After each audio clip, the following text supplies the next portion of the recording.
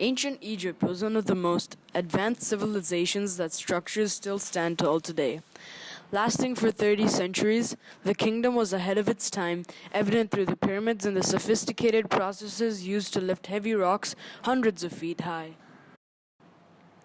Human settlement in nowadays Egypt began around 40,000 BC, according to forensic evidence. The everlasting flow of the Nile hosted a mountain of flora and fauna, attracting early human beings. The rich, fertile soil on the banks of the river allowed for easy, efficient farming. Egypt was a powerful kingdom at the time and outlasted many other kingdoms, mainly due to the steady flow of the Nile River that combined with agriculture to create a solid output of income. However, ancient Egypt wasn't anything like the utopia it was painted as. The first epidemiological transition is prominent in the civilization. Tuberculosis, vector-borne and waterborne diseases like malaria and cholera, respectively, were very common. The average person in ancient Egypt didn't live past 30 years. Therefore, men and women were married at a very young age, as teens or preteens. Egyptian ideologies suggested for males to father as many kids as possible. Gender roles were common. Women were taught to stay at home, cook, and take care of their spouses. Men worked all day in the farm. Egypt was renowned for its medical knowledge in the ancient times. It is said that rulers from other kingdoms often asked for Egyptian physicians as they were the best.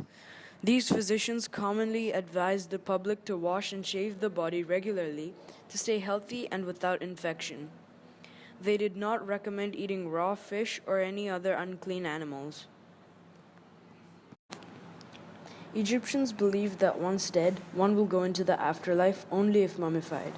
The mummification process can tell us a lot about ancient Egyptians and their knowledge upon the body.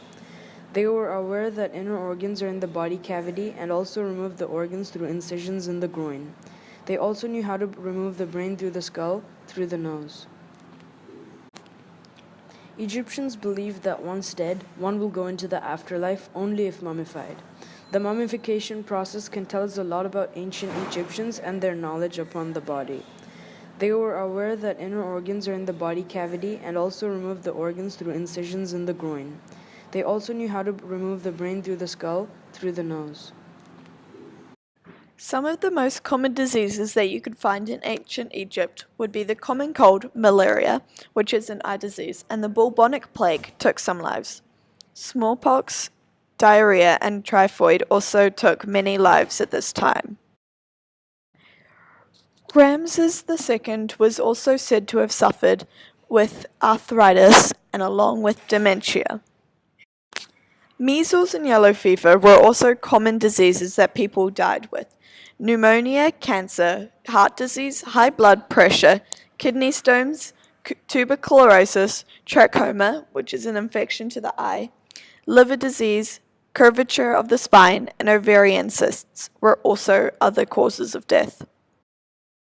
For the ancient Egyptians, keeping clean was a big part of their life, not to stop the spread of diseases, but it was for social and religious reasons. But it was also a vital part to help stop diseases by washing themselves and animals. Priests also washed themselves, their clothes and utensils regularly for religious reasons. All of the Egyptian homes had a type of bath and toilet in them, and they used a type of mosquito netting during the hot months. And people don't know if this was to stop the spread of malaria or because they didn't want to get bitten. The Egyptians didn't have a public health system at this time that we know of today. Egyptians believed that the heart was important and wrote about how it speaks out through the back of the head and hands. Information similar to this would be found in physicians' papyrus manuals. In these manuals, they describe how to treat minor illnesses. The Egyptians believed that many diseases came from worm-like creatures who invaded the body. Physicians and magicians worked together using medicine and spells to cure problems, like snake bites and scorpion stings. Additionally, they also used magic to avoid possible injuries from crocodiles or ghosts from the dead. A disease was usually thought of as a consequence of a sin, but when this was not the case, the patient was thought of under a demonic attack by an angry ghost. Therefore, diseases were commonly treated through magical spells. The earliest doctors were magicians, for Egyptians also believed that diseases and sickness were caused by an evil force entering the body. Besides magical spells, they used incantations, amulets, offering, aromas, tattoos, and satire to drive away ghosts and demons. Many materials were considered to have specific properties. For example, henna was thought to aid hair growth, sumac was meant to prevent flatulence, garlic was thought to repel snakes and tapeworms, and castor oil was thought to help with constipation. While some of their assumptions have been proven accurate, many are not useful and can cause potential harm. For example, animal dung was sometimes used in treatment for open wounds. Plants played an important role in both magic and medicine. They were considered to be very valuable.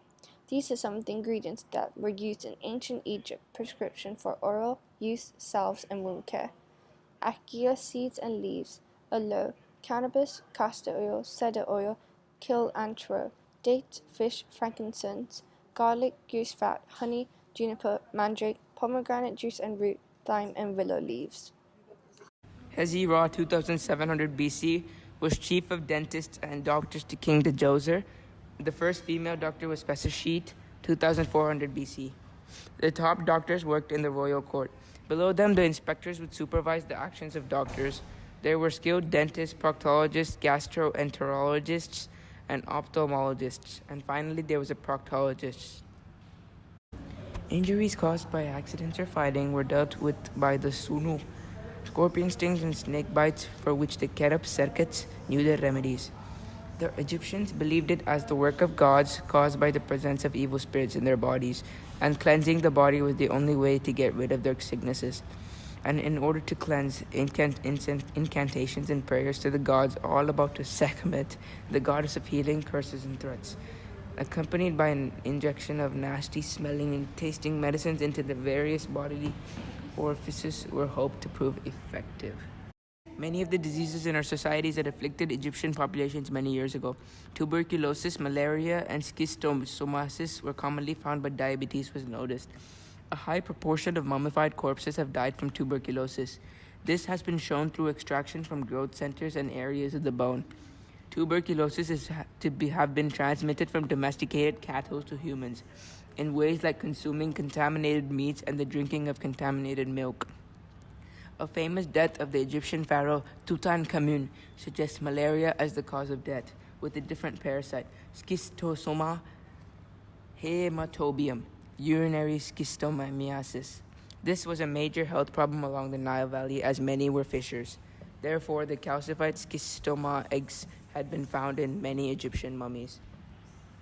Egyptian physicians at the time could fix broken bones and dislocated joints, and they did basic surgery, and they knew how to stitch wounds effectively.